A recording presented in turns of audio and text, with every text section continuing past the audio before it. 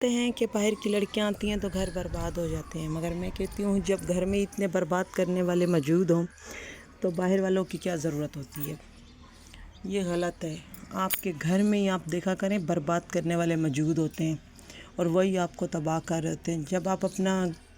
جب گھر کے فیصلے چھوٹوں کو دے دیتے ہیں اور بیٹیوں کو گھر کی مائیں بنا لیتے ہیں تو پھر گھر قبرستان کی شکلیں دینا شروع ہو جاتے ہیں۔ تو میں کہتی ہوں ہمارے گھر میں بھی کچھ اس طرح کے حالات تھے کہ ہمارے بھی فیصلے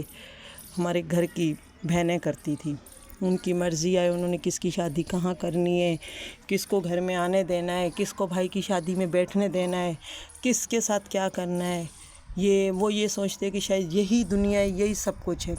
اور پھر جب وہ مجبور ہوں اور ان کوئی رستہ بھی نظر نہ آئے تو پھر وہ آپ کے تلرے آ کے چاٹیں گے اور آپ سے ہی مدد مانگیں گے۔ پھر اللہ واسطے کی بات ہوتی ہے کہ انسان بہن بھائی سمجھ کے مدد کر لیتا ہے، لیکن وہ اس قابل نہیں ہوتے۔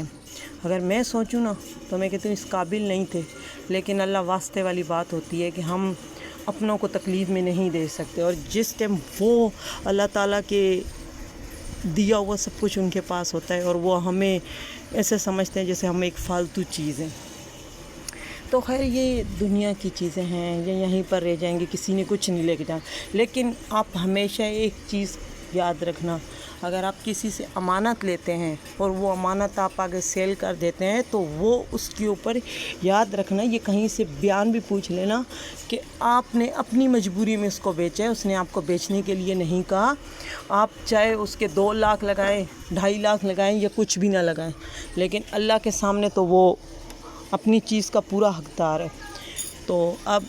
لوگ کہتے ہیں بھائی ہم نے تو لی تھی مجبوری میں، ہم نے بیچ دی، تو جو اس ٹائم اس کی قیمت تھی اس کے حساب سے ہی ہم دیں گے۔